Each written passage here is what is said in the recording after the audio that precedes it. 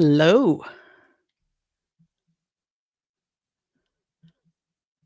Well, I cannot. You were, Lisa, you are muted.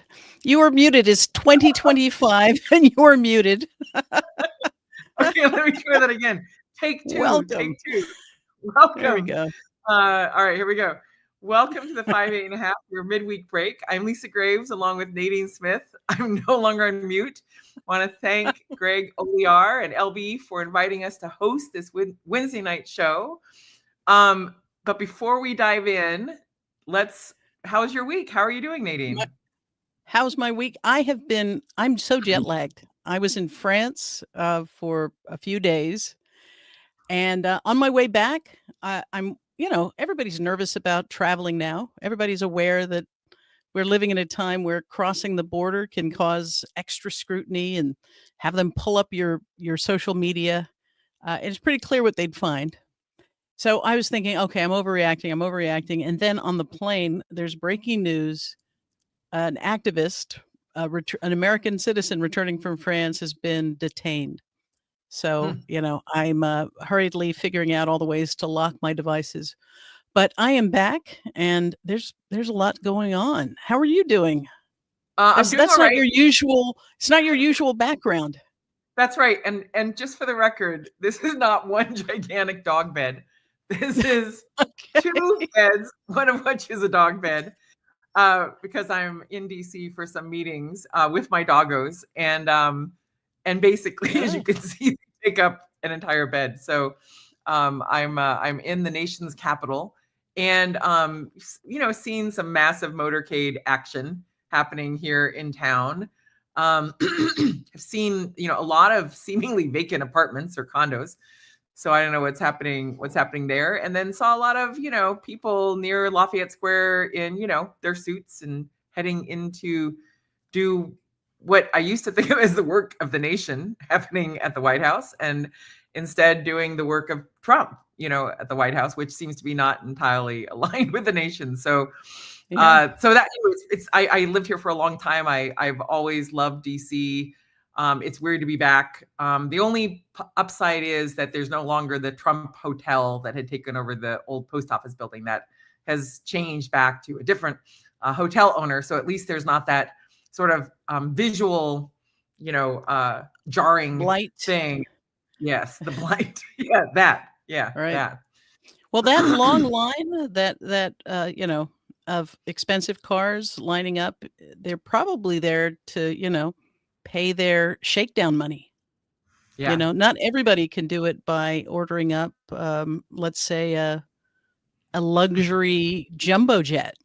Some people have to just use dirty cash in a sack when they're paying off their mob boss. That's right. So that is 5 stories, 8 minutes. We're going to slow things down, refuel, reflect, and remember that you're not alone. The glass is half full. And our first segment is Jumbo, Trumbo, Sumbo, Trouble. I don't know. We had all sorts of rhyming going on.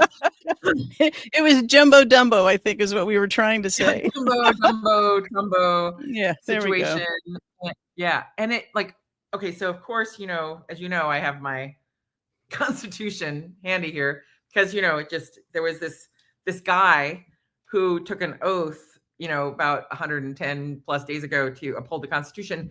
And there are, as I think I've said to you before, I don't think he's read it, or at least hardly any of it. But there's a really clear part.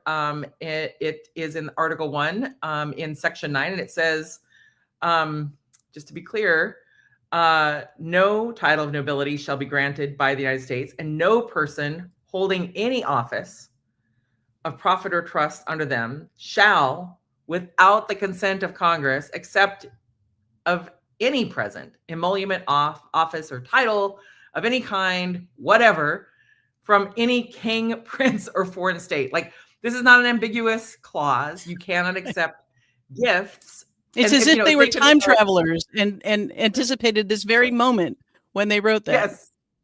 Yes.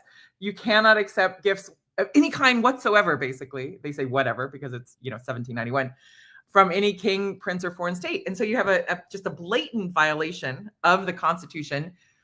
being committed in plain daylight, in bright daylight by Trump, who then had the, audacity, arrogance, and just outrageousness to push back on a reporter, even questioning and saying, of course, of course, it would be stupid not to accept a $400 million gift. So I think there may be like some threshold in his graph. Like he wouldn't take like, a $4 gift, maybe like that would be too low. It doesn't meet the entry price.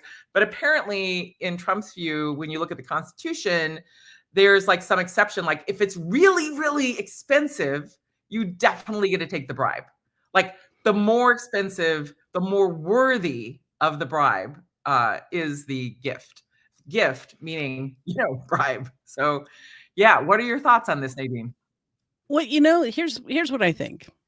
In fact, I think we shouldn't call it a bribe because it implies that it's a quid pro quo. This is about appeasing a reckless mobster who's basically shown with the tariffs are on, the tariffs are off. He's willing to break anything. And so to me, this is corruption as a loyalty test.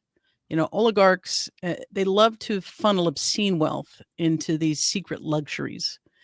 And doing it in people's faces is part of the flex. Like, I'm not just going to violate the Constitution. I'm going to do it right in your face. I'm going to do it without, I will dare anybody in Congress to challenge me. It's an authoritarian tactic. It's about demonstrating impunity. And it's about signaling to others that this is what's expected of you. You want to be on my good side? Because I can change tariffs on a whim, and Congress, Republicans in Congress don't have the guts to check me. So they're showing you how to do it. And I really this, think the only thing that's different is that this could be seen as being sent to the United States government as opposed to the money that's being funneled through back channels, through NFTs, through all of the CEOs that he accompanied Trump to on his trip to the Middle East. What did they kick in that we don't see? And did it go to one of his companies? Did it go directly to him? Because what we always have to do is follow the money and understand that this is a shakedown. Yeah. And I think my dogs are signaling something in the background, which is if you lay down with dogs, you end up with fleas. Sort of situation happening. I'm not sleeping in that bed last night. Go to bed. Yes. But I think that impunity, that flex is right on. That's exactly what it is. It wouldn't matter whether it was Qatar or any other country. It's just about that getting that gift, demanding a right to take that gift, even though it's completely wrong. And then, of course, the addendum. Of course, he'll be taking it with him to his presidential library, which, by the way, I don't know whether you can call something a library if it doesn't have actual books in it. Or if the president can't read. And by all counts, now I'm not even trying to be funny here. I mean that the people around him have said he doesn't read reports. If you bring him anything that's more than 2 pages, he hands it back. In the 110 days that he's been there, they can count on, half of one hand how many times he's been briefed on anything. And, he's playing the role of a mob boss. He doesn't need to know any of that stuff. He's got his consiglieres. He's got his the people that go make those things happen. He just wants them to bring him shiny, objects. Yeah, it really is extraordinary. And like you said, the shakedown, the I can turn like the spigot on and off based on this manufactured tariff and that manufactured tariff, and then this whole ridiculous patting himself on the back that he supposedly out negotiated the UK and China when actually no, he did not. This is not three-dimensional chess. This isn't even three-dimensional checkers. Not that there's actually a thing for that, but that's also part of the flex. It's sort of like, okay, we have to pretend that he has done, you watched the Canadian Prime Minister in the Oval Office in the meeting, right? And the restraint necessary for him not to go, what the hell are you talking about? What are you even saying? It was written all across his face. But part of this role that he plays is he seeks to humiliate people. He seeks to create the circumstances where he can, no matter what you capitulate, he's going. That just shows him that he needs to push you further to demonstrate your fealty. And now that's the same playbook he's using on the American people. Like, you know, who's going to stop me? Yeah. I don't care what the It's interesting Constitution says. when I think about It's Shakespearean, really. In it's just like it's this moment in oh gosh, where I'm not in the giving vein when he's pushed his loyal subject to he tells them to kill the princes, to kill the young yeah, princes, and he yeah, hesitates for a moment before yeah, doing it, and it's an unforgivable thing, and he has to be further humiliated and punished. And at that moment, it doesn't matter how much dirt he's done for that king. He knows his life is now in threat because he hesitated and showed a brief flicker of morality, and Trump yeah. can't abide that. No, that's true. And now in the background, not that that's the only point of the show, I can't sleep in that bed either. I'm gonna have to have them send in the roll of beds. Anyway, but I am now equally evened out now on my screen. I look like I've got dog wings. But that is the peril of traveling. But I was gonna say one of the things that strikes me historically, so there, about 125 years ago, when we were the United States was in the thrall of these robber barons, these super wealthy industrialists who were basically doing all this extraction, the oil, the railroad, like the mining, the attacks on any public welfare rules, we got the alarm, but I'm going to keep going. Sorry. So at that time, there was such a culture of shakedown by members of Congress because there weren't campaign finance laws, and so there was this real rising resistance to this corruption.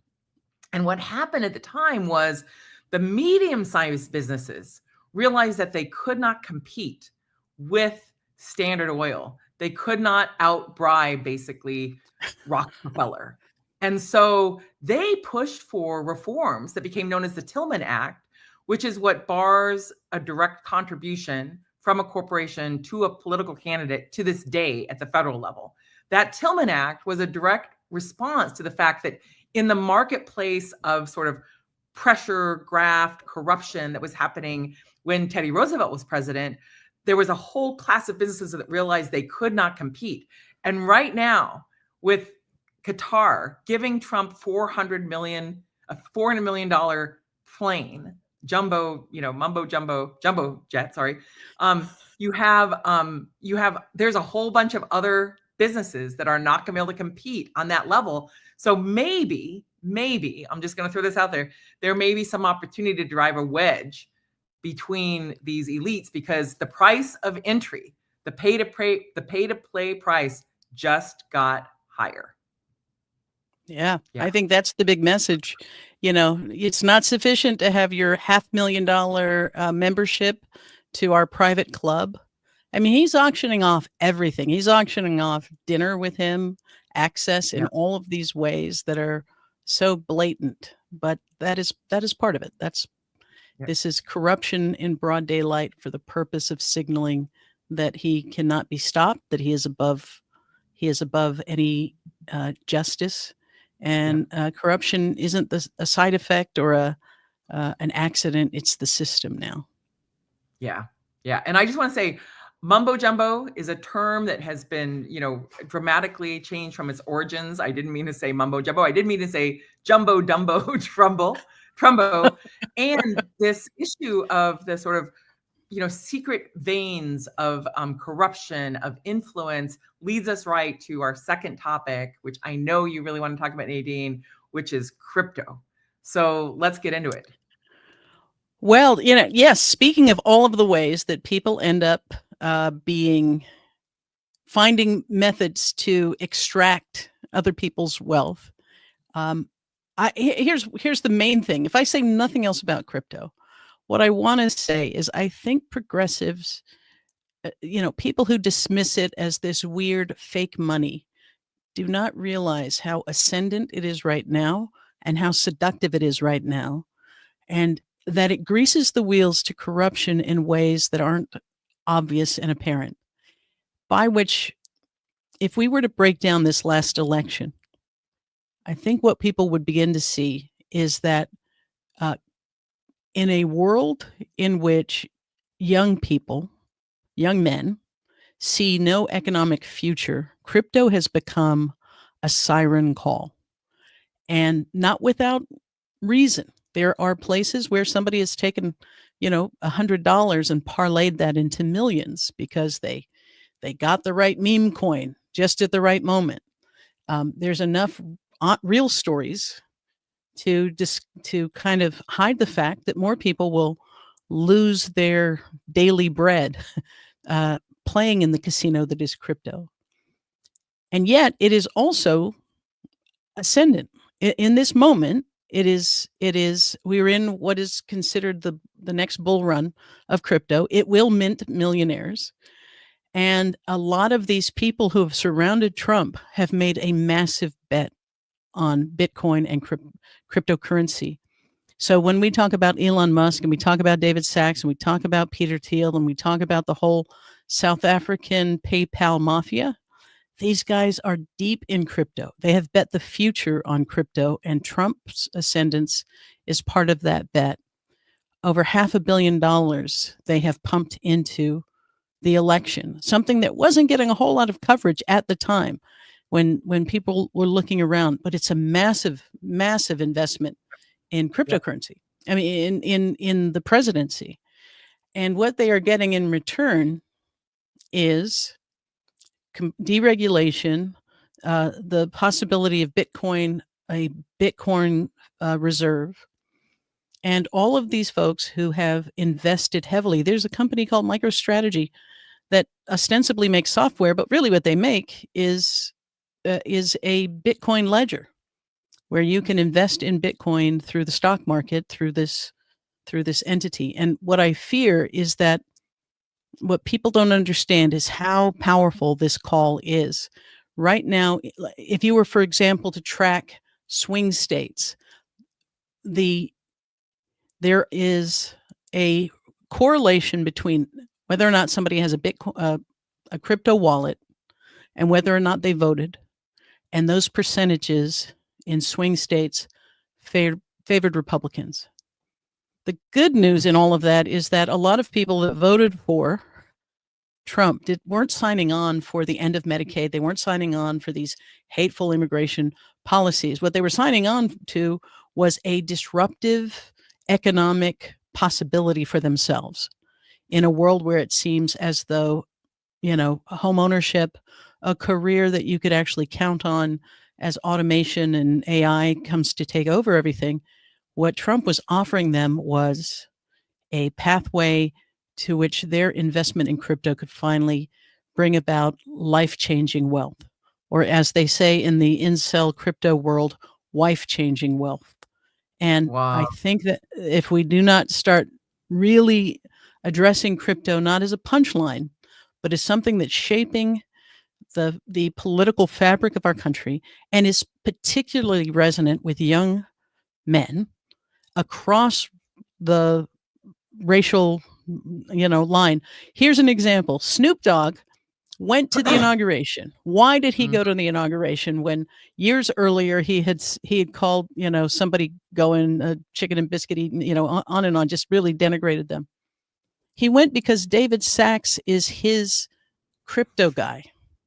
David Sachs was the guy that got Snoop into crypto. He's been rewarded handsomely for it. And by going to that inauguration, pre-inauguration kickoff, he was in the room when they announced the Trump meme coin. Yep. Which, if you were in the room, you got to get in early before the thing skyrocketed, made I think $32 billion for Trump, and everybody in that room profited, and they also profited when he pulled the rug, and this is why we cannot ignore the role that crypto is playing, both as a path by which a lot of this shakedown money is being paid, but even more than that, it has become the casino that more and more young men are betting on in a world where the current economy does not feel as though it will ever serve them. Wow. I mean, that is just so illuminating, your description of that, Nadine, and your observations of what you're seeing and what's been happening. When I looked into this issue, a couple things struck me. First of all, I actually can't believe we're here in part because the Constitution. I know I don't know why I'm fixated on this thing, but the Constitution gives Congress the power to coin money. And that's in part because before our nation was launched, out of the Revolutionary War, there were all these states were printing their own money, and there was all this inflation and devaluation and economic instability because basically we had competing currencies within the United States. And so one of the key powers given to Congress was the power to coin money, as well as to take on debt, by the way, in order to finance the government. But that power to coin money has just been disregarded. And as you said, like disrupted by this new vehicle. And it's not just that it's described as an alternative currency, but that it is also a vehicle for hiding who owns the money, where the money's coming from. And as it's being plowed into, potential efforts to decide who wins races, who wins electoral races. I've spent a lot of time looking at what they call dark money, because that's the type of money that evades the requirement of disclosure under the campaign finance laws, where if you want to give money directly to a candidate or to a party, there are limits on how much a person can give. It's a limit that most people would never reach because it's like $130,000 in a cycle. Like most people, like 98% of the people are saying 90% of the people in America could never give that amount. So it's set at a high level, but it's still a limit, and it has to be disclosed.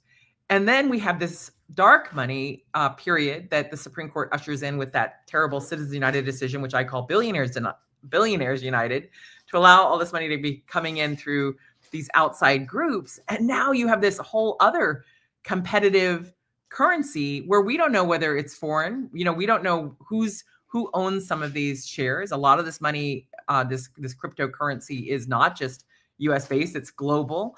And as you point out, it's so tied into this potential for, some people making big money because they're in at the beginning, and then there's a bubble, and then it crashes. There's a bubble and it crashes. And again, back to your earlier point, the flex, the audacity of Trump, making those announcements around his meme coin right before inauguration. Another way to basically get more money in, secret money, move money around. It's just an extraordinary amount of corruption that we're observing.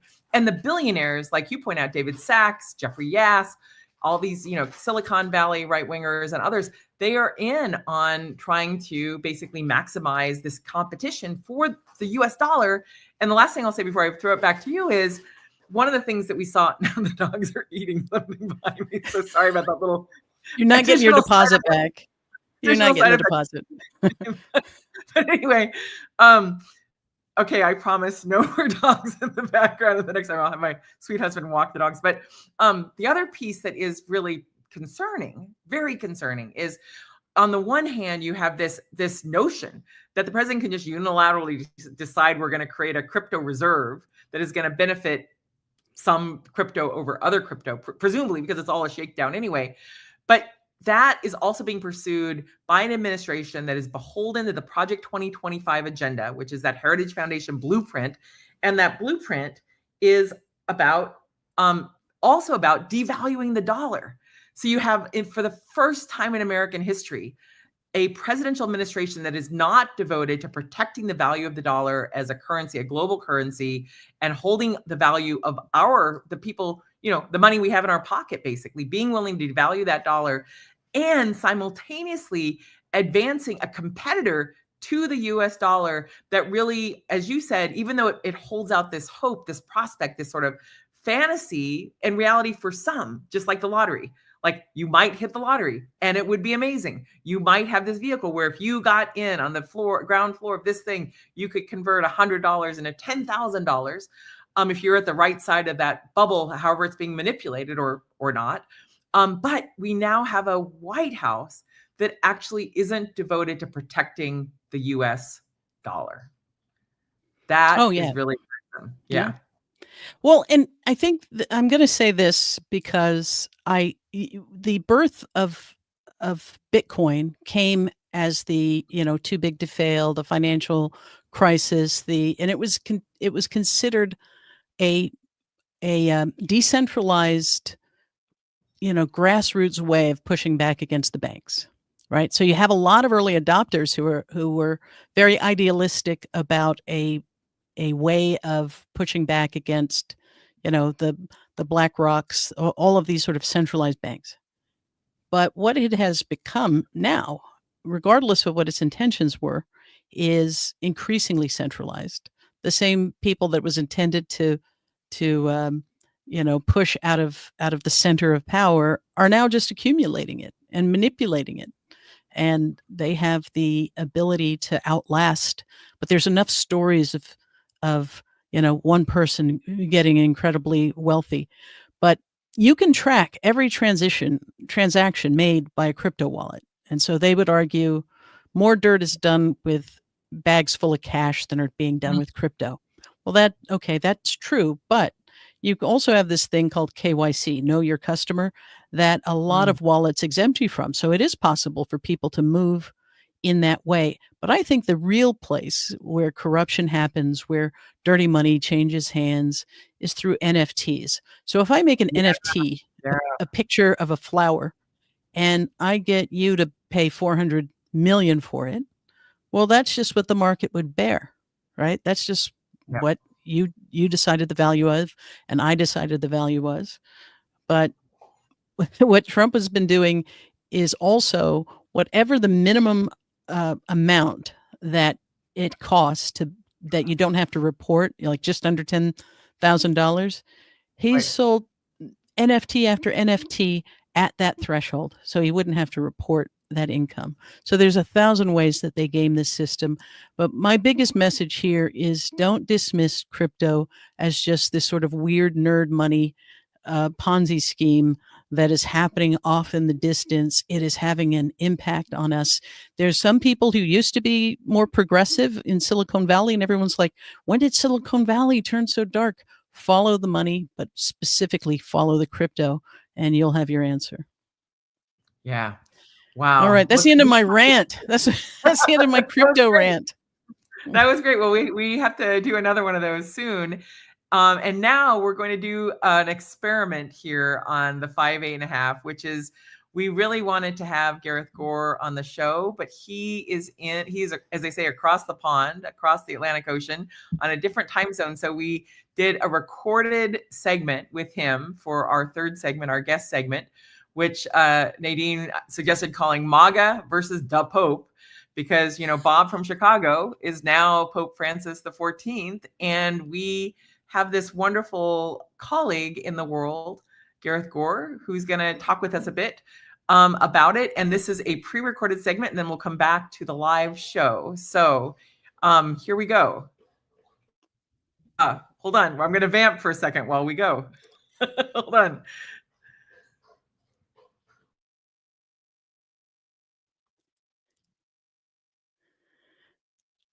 Wait, that's I'll me. Okay, vamp. one more I'll vamp technical for glitch. I you. knew that was like the TV show when it would just be like on sound. So I'm gonna present this, and we're gonna leave and add to the stage. Today, this is actually a pre-recorded segment for our audience because we have a very special guest tonight. As you mentioned last week, we have Gareth Gore, who is the author of the book Opus about Opus Dei, which is, I think, the most important book about that secretive organization that has ever been written. And Gareth is a financial reporter, well known, well regarded. He works for the IFR and has written about a host of really important international financial issues, including about Opus Dei. So let me bring you on to the show here. Gareth, welcome here. We're so glad you could join the 5, 8 and a half with me and Nadine. Greetings from London. Thank you for having me on, Nadine and Lisa. It's great to be here. Absolutely. It's wonderful to see you for a number of reasons. One of them is as the process of selecting a new pope began to unfold, the movie about the conclave started doing crazy numbers because people really want to know the inside scoop, the hot gossip, the tea, as it were, about that process itself. and whether it's produced a result that we should be cheering, whether there are concerns. I know before you had a lot of faith that the previous pope was on to Opus Dei and willing to take steps to react to the danger they posed. And I'm wondering if you're still confident about that. So fill us in. How should we be feeling? Well, first of all, I mean, the movie was fantastic. I thoroughly enjoyed it. I watched it kind of a few months back before. I guess, I mean, we knew that Francis's days were numbered, and so I guess we all watched that kind of thinking, well, this could be an insight into something. And the intrigue, all of the horse trading and politicking was incredible in the film. But you know what? Sometimes the truth is stranger than fiction. I mean, the intrigue that has been going on at the Vatican ever since, well, not even ever since Francis died, but even in the years running up to his death was incredible. We had a number of initiatives from conservative parts of the church to really kind of influence the conclave. Now, I mean, the death of Francis came at a critical moment for Opus Dei. So the Pope, over the past few years, had become very aware of the abuses that had been taking place inside of Opus Dei for decades now. And he's become a champion for reform. In fact, when he passed away on Easter Monday, he'd been on the cusp of signing into law this huge reform of Opus Dei. There's been this battle going on, this standoff between Opus Dei and Pope Francis for so long now. They've been resisting reform. He's been basically kind of forcing them to go ahead against their will. And it had all come to a head. And just before he died, Opus Dei had been on the cusp of voting on these new statutes that the Vatican have basically rammed down their throats. Kind of, they've been forced to kind of to push through these changes. And within hours of Francis dying, they cancelled the vote. So the clear indication was, you know what, maybe this is our second chance. Maybe we don't have to follow through on these reforms. They were clearly looking forward to the next guy, the next pope, in the hope that he might allow them to get away scot-free. And they, and perhaps like the rest of us, have been surprised by the election of this new pope, this American pope, Pope Leo, and what, I guess, time will tell what it means for Opus Dei as an organization. Wow, that is just so illuminating, that to be on the cusp of those reforms that really, I think your book really helped propel because of the detail that you provided about some of the abuses that have been occurring, as you said, for decades within Opus Dei. Here in the US, I've been watching this sort of pressure campaign or counter campaign, in essence, against Pope Francis. In part, with some of these people tied to Leonard Leo, who really helped capture the U.S. Supreme Court, and his allies who have key positions in the United States government, as you and I have discussed before, but also now with the ambassador or the person liaising from the Trump administration to the Vatican, an effort by perhaps some of these very far right-wing billionaires in the U.S., like Mr. Bush, BUSCH, and others. We've been wondering over here, and Nadine and I have talked about this briefly, what does the new Pope who was so quickly selected, the former Bob from Chicago, but now Pope Leo, what does that mean for the other guy named Leo, who's not a Pope, who has really been trying to influence both U.S. policy and foreign policy in a way through his networks and his vision for what I think of as a really regressive vision for the future of the law in America and perhaps elsewhere? I mean, these arch-conservative reactionary Catholics like Tim Bush and Leonard Leo, they were very unhappy with the direction that Francis took the church in. The vast majority of American Catholics were extremely supportive of this more progressive, open church that Francis was pushing. I think something like Pew Research had a poll, and I think something like 80% of American Catholics were highly supportive of Pope Francis and his initiatives. But a number of, a small minority, a small, extremely vocal and extremely wealthy minority have been doing everything, in their power to really, I guess, prepare for the death of Francis and to prepare for the election of the next pope. So, as far back as like 2019, there were a number of things going on. I mean, people like Bush were using the platform they had. I mean, Bush sits on the board of EWTN, which is the largest kind of Catholic media organization in the States. And, they were giving a platform to a number of cardinals who were later excommunicated, people who were pushing all of these false rumors, pushing this false narrative around Francis being a guy who covered up abuse. There was even this rumor that they were pushing that Francis had this secret love child that was hidden away in Rome or whatever.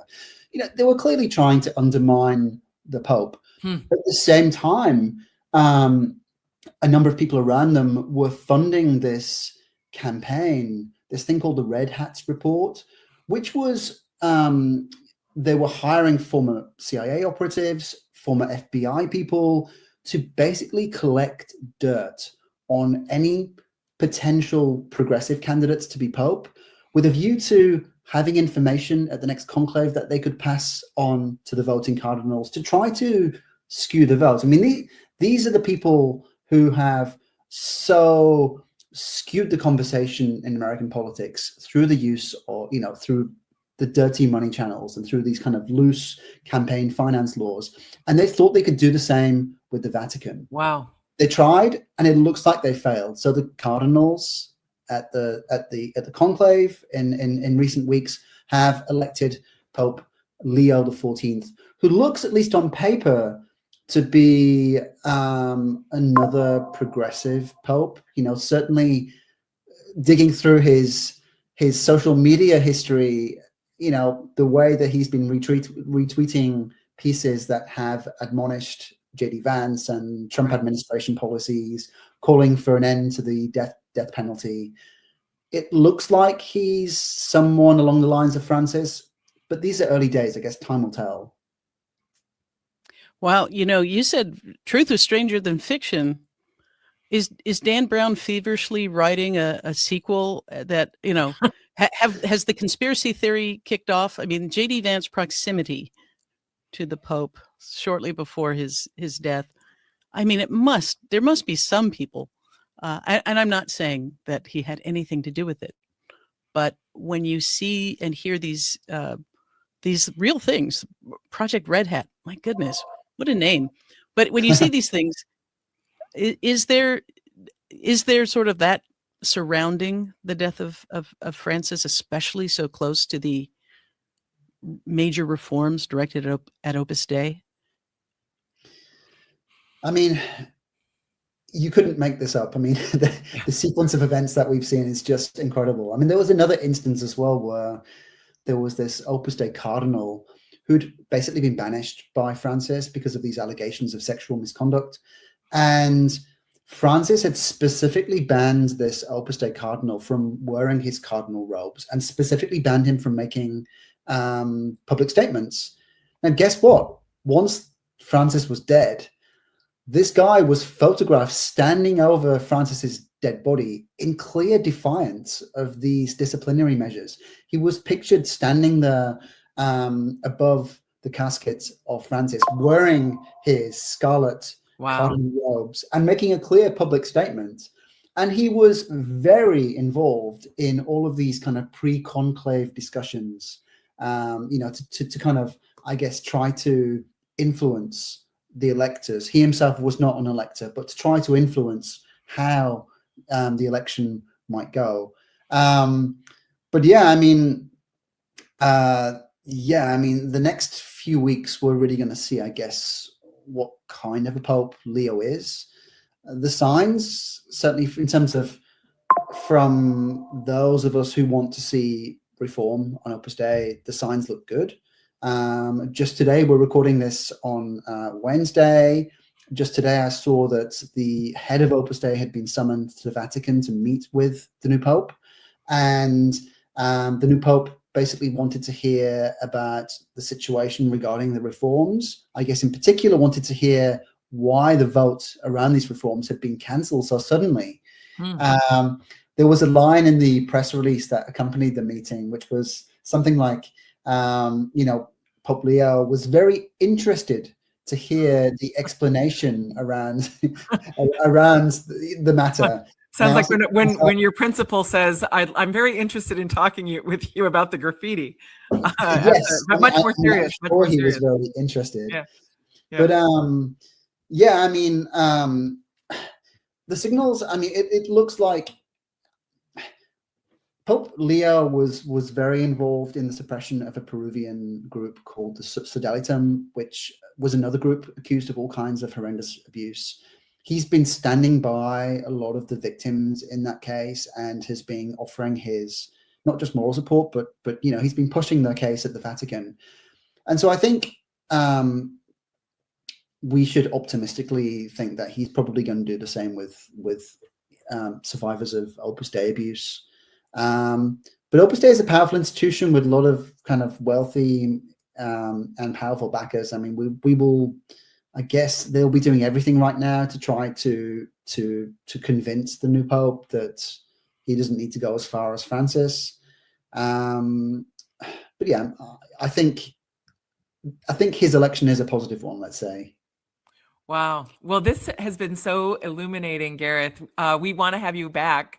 Right, Nadine? We'll get you back over here hopefully in a couple of weeks as we see things unfold. If you don't mind, Gareth, it would be so great to get another update from you as we see the next steps unfolding. And we just really want to thank you for your time. Thank you for closing out your day with us and doing this pre-recording. And so glad to have the benefit of your knowledge and wisdom and your terrific questions, Nadine and Gareth. Just so insightful and illuminating. We really appreciate you coming on the 5, 8 and a half.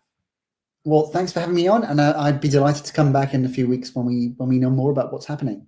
Wonderful. I'm going to close this out now, close this recording, and then we'll revert back to the live show. Thank you so much, Gareth. No worries. Glad to be of help. And yes, if you need anything more from me, just let me know. Yeah.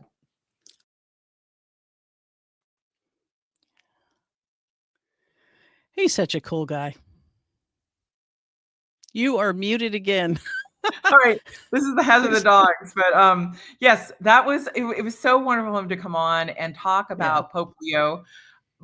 For my own part, since I spend so much time researching Leonard Leo, the fact that now I've got to compete with a more famous Leo in the world who's now at the helm of the Catholic Church is going to be a little problem on keyword searches for me in Google with the whole Leo situation. But I thought Gareth made some really interesting points. Nadine, is there anything you want to add as we close out that part of the segment? Well, I was thrilled to hear that Opus Dei was being called to the principal's office. That is encouraging. Yes. I think it's pretty clear on immigration, on these issues that he's going to be closer to Francis. Not as good on LGBTQ issues, as far as we can tell. Unclear on women's issues. I've heard mixed things, though some leaning in a direction of support. So, yeah, I think time's going to tell. And the fact that MAGA has so hated this selection is perhaps the best recommendation that Pope Leo can get. Yeah. And now, and people were going, I don't know if you saw this meme, it was making its way around. It said, the entire world is about to recognize somebody's chosen name that is different from their birth name, and it will be no big deal. See how easy that is? Yeah. So we'll see. We'll see if he follows. It's weird to say a liberal pope, because at the end of the day, even Francis, there were limits to the rhetoric versus the doctrine. But I think out of all of the possibilities, I don't know if there was a better one. Yeah. I mean, I do take heart that MAGA has been so upset with the selection of this pope, and with the fact that he had apparently, embraced longstanding traditional the moral call to aid the stranger that is in the book, that is the premise of that faith and many faiths, and that was somehow unacceptable to some of these MAGA supporters. So that gives me some hope. But like you said, we don't know where he's going to be on some of these other issues, and so we'll have Gareth back to talk about it. And again, not that this show is entirely about me and the dogs, but I had to call in the reserves and ask my husband to come back from the Knicks game that he was watching down in the lobby. That is sacrifice. Yes, exactly. Okay. Well, maybe we can. Someone can put in the chat. You know, if the Knicks game score changes dramatically or something big happens, and we'll relay it to your husband. Thank you. So Phil, this is a full service shop. Yes, we want to keep everybody happy. I really appreciate that. But now on to other serious news. Not that this hasn't been serious in all sorts of ways, but tomorrow the U.S. Supreme Court will be holding an argument on a case that involves the constitutional guarantee, again, with the Constitution, the 14th Amendment of the Constitution, the guarantee that Americans are people who are born here or naturalized, but that if you're born in the United States, you are a citizen, which has been black letter law for more than 150 years, has been part of a longstanding set of Supreme Court precedents dating back to, again, more than 100 years. And then we've had these fringe freaks, basically, these fringe characters like John Eastman, who is the lawyer who is facing disbarment in California for his role in trying to subvert the 2020 election. He was the leader of the constitutional project over there at this thing called the Claremont Institute. And in addition to his efforts to basically keep Trump in power despite Trump losing and being the loser in the 2020 election, John Eastman also was working on a project to try to block birthright citizenship, the plain language of the 14th Amendment, which in its first sentence says, if you're born in the United States, you're a citizen. But he wasn't alone. There are other people from the fringe who've been peddling this idea, a guy who's been in the news lately named Ed Martin.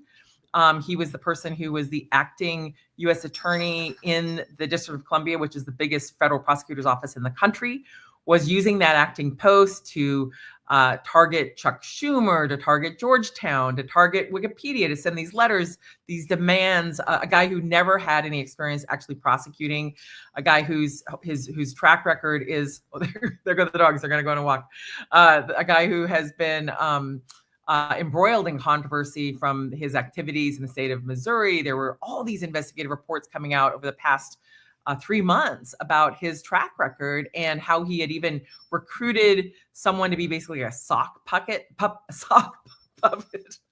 funny. A sock puppet to assail a judge who was ruling against him.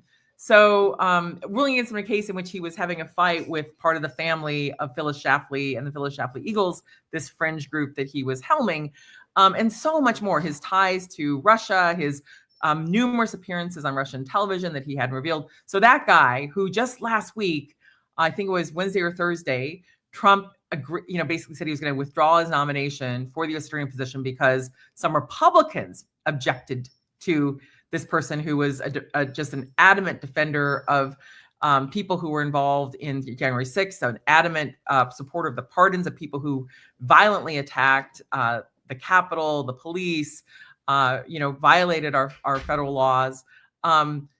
That guy, Ed Martin, also wrote a book attacking birthright citizenship. And then, of course, you have Stephen Miller, another notorious advisor to Donald Trump, who's been involved in just the worst, most offensive parts of the immigration agenda, the anti-immigrant agenda of Trump, who's not a lawyer, but that didn't stop him from creating a thing called America First Legal, which was designed to basically carry forward Trump's agenda through the law. I was telling one of my friends earlier today that if he were in my law class, I would fail Stephen Miller. Like he does not understand the Constitution, doesn't care about the Constitution. He is someone who, as I think almost everyone knows, just this past weekend, gave an interview right in front of the White House in which he said they're looking at suspending the writ of habeas corpus, which, by the way, is in Article 1 of the Constitution, a congressional power to suspend the writ of habeas corpus in case of invasion, an actual invasion, not a fake invasion like the one they've asserted regarding some, drug gangs. And then only if public safety requires it, meaning, people can't get to court. You can't get to court in order to have a judge assess whether there's evidence to hold you. So this idea that this guy, Stephen Miller, is suggesting, suggesting that we have Trump declare martial law so that no one can get to a court, or is no one's allowed to go to a court to basically say, you don't have evidence against me. This is some sort of political trumped up charge. These guys, Eastman, Martin, Miller, have been pushing forward this ridiculous attack on birthright citizenship. I wrote about it today in my Courier column in Grave Injustice. But one of the things that really struck me, Nadine, was that John Yoo, who many people maybe is faded from people's memory, he was the lawyer at the Justice Department who tried to rationalize torture. He's the one that wrote the memos that had to be withdrawn, the ones that basically said, waterboarding, even though has long been considered torture and is torture, and we consider it to be torture if our troops were subject to it. He's the one who tried to rationalize the Bush administration's torture following 9/11 and during Iraq, et cetera. He has said it is black letter law that if you are born in the United States, you're a citizen. So not even the guy who tried to rationalize torture is as fringe as the guys who are whispering in Trump's ear that maybe he doesn't have to follow the Constitution, or maybe birthright citizenship isn't really promised in its plain language of the Constitution. And tomorrow's argument, while it will involve those issues, it also involves the issue of whether a federal court can issue a nationwide injunction against a federal policy. And so you may remember when Judge Matthew Kacsmaryk, a Trump appointee, issued that order trying to block or retroactively block access to mifepristone, the abortion medicine.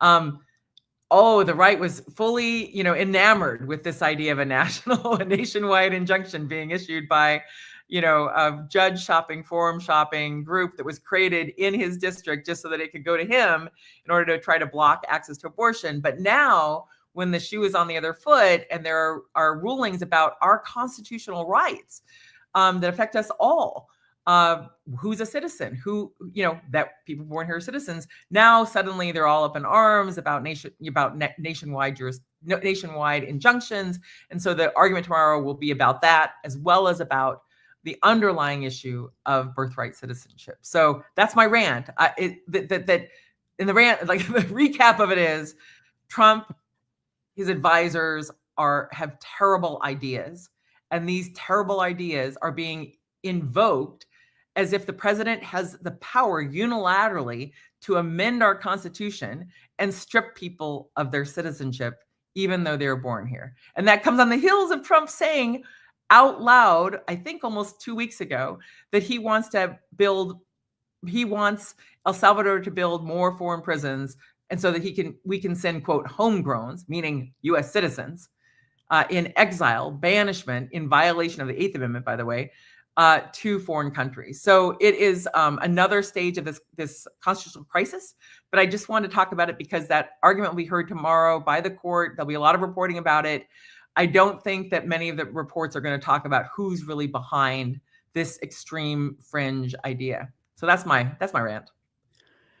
Yeah, well, the thing that I would have to add to this is that revoking birthright citizenship is fundamentally about white supremacy, because their problem is not with all people who are born in the U.S. When they talk about anchor babies, they're not talking about, any one of the Trump children.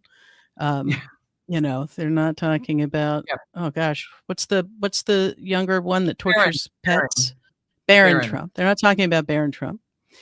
They know that these laws, when enforced, disproportionately would be put against people who are not white. The attack on birthright citizenship, you can even trace back to the challenges to Barack Obama's, citizenship. And it is part of the authoritarian playbook. It is about putting people in a position of such precarity that they cannot, that they are, it is hard for people to push back against a government if they fear that that government has the ability on whim, especially as we see them just throwing due process completely out the window to defend themselves. And so this is about redefining who belongs, who deserves rights, and who is the underclass, who should not be allowed to vote, who should not be allowed to challenge power. And it kind of leads us, honestly, into the next segment where we, where we talk about this, the white South Afrikaners, the Afrikaners coming to the U.S. on the government's dime. And, they are the embodiment of white replacement anxiety. This entire bogus narrative that here was a country where whites ruled, and once they were overthrown and displaced, their lives are in danger and they're having to flee. Even though you have plenty of white people in South Africa debunking this notion entirely. And, the country went through a reconciliation process that the United States ought to have gone through and still should go through for power sharing. But they have crafted this phony narrative about the white people are being killed and their land is being taken. It was particularly disgusting to hear white Afrikaners flown to America on the U.S. dime with all of these things laid out that will welcome them. Not because I don't think they ought to be welcomed, but because it is being done very specifically at a time when every message is we shouldn't be giving them any money. We shouldn't be giving immigrants any money, all of these things. And on top of this, I don't know if you've seen this because this news is just kind of coming out quite recently, but it has been, something funky's going on with the lights. I think it might be Operation Red Hat trying to silence me as I really get going here. But it seems there's credible evidence that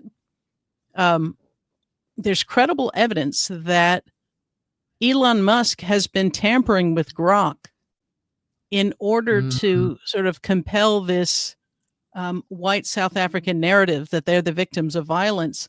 And the way it's coming to light is they've done it in such a sloppy fashion, allegedly, that it is giving that response about white South Africans to questions that have nothing to do with that. So, you ask how many direct flights does JetBlue have from Tampa, and suddenly Grok is telling you about white South Africans fleeing. And so somebody figured out a way to ask Grok itself to explain why it was answering this way, and it gave an explanation that my programmer is violating my protocols. Anyway, I don't mean to take us all the way down that road. Yeah, that might be something we dive into more, because that story's unfolding.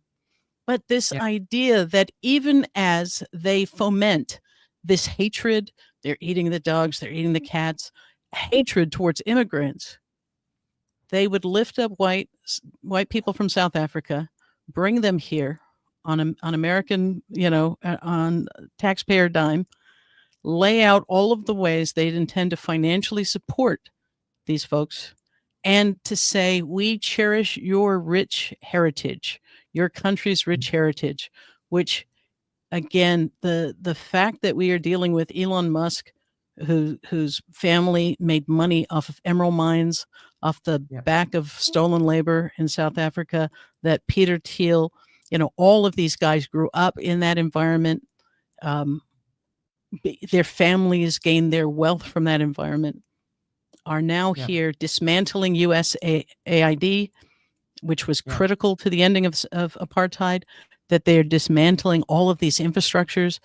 And to add, insult to injury, it's like that cardinal standing over the body of Pope Francis. It is intended to send a message of absolute impunity and domination. They're not even trying to pretend they're not anti-immigrant.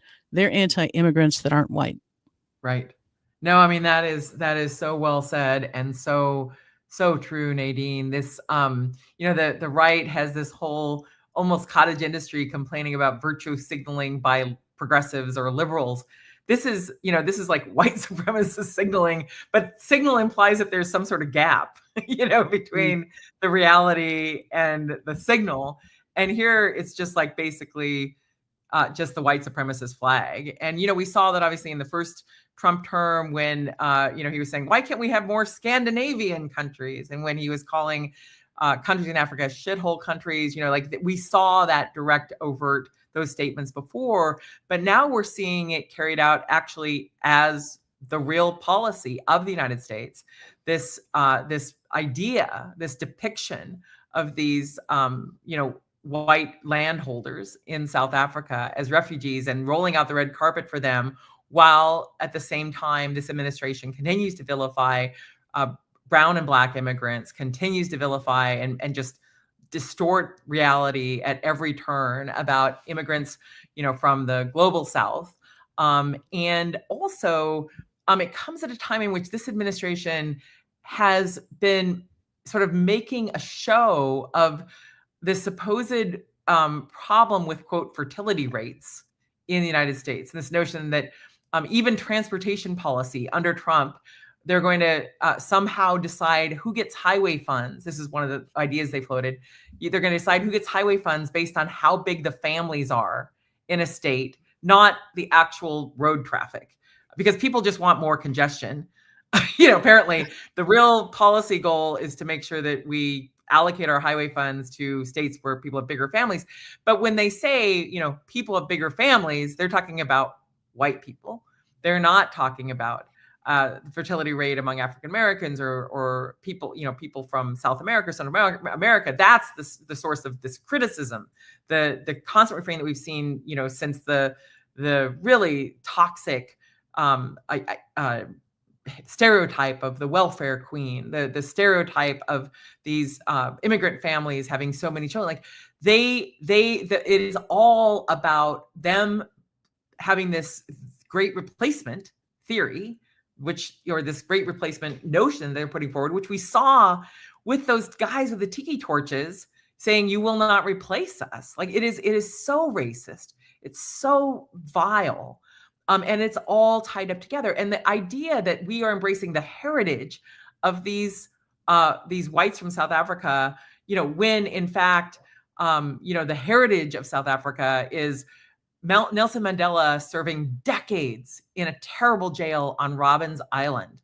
The suppression of democracy in South Africa, a U.S. policy under Reagan, and Bush until the sanctions, until the anti-apartheid movement really led to the collapse of that regime, where ALEC, the American Legislative Exchange Council group that I launched ALEC Exposed on about over a decade ago, they were at the front of the tip of the spear saying, we can't, have sanctions against businesses. We shouldn't be, limiting people from doing business with South Africa.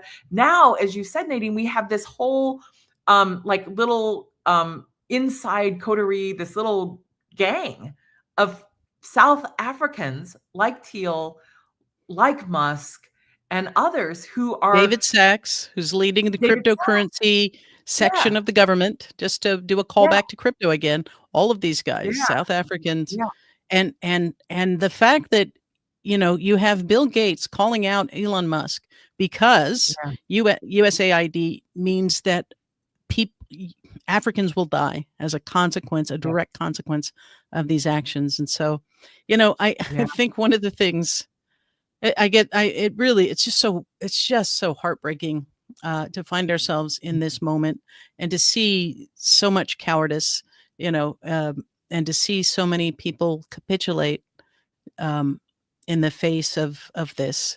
The CEOs going to the Middle East with Trump.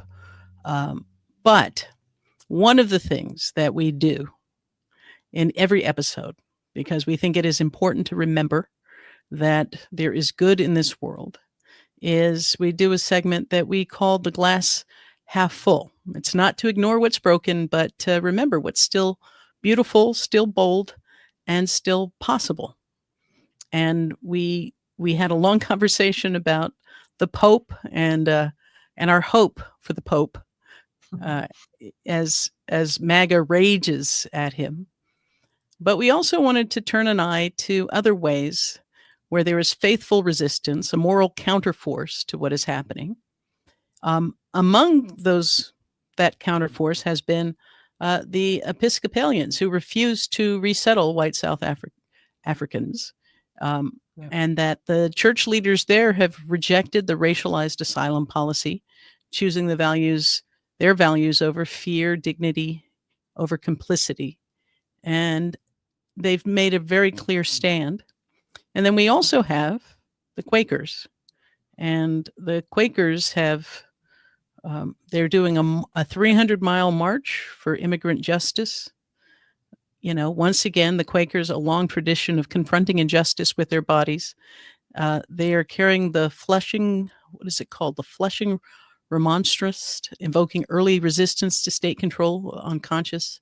So, you know, this is a civil act of resistance rooted in what they call radical empathy. And I really do hope that all of these voices from faith communities who are tired of having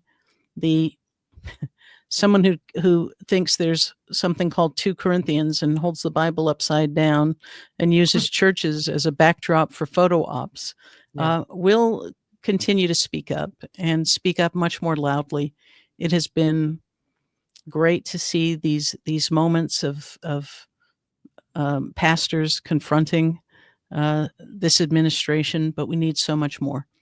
So this week we lift our glasses to the faithful resistance, and hopefully it will inspire much more. Cheers. Yes. Hear, hear. Mm. All right. Well, join us next Wednesday for another episode of the 5-8.5. The 5-8 is off this Friday, but you can still check out the YouTube channel and see all the greatest hits.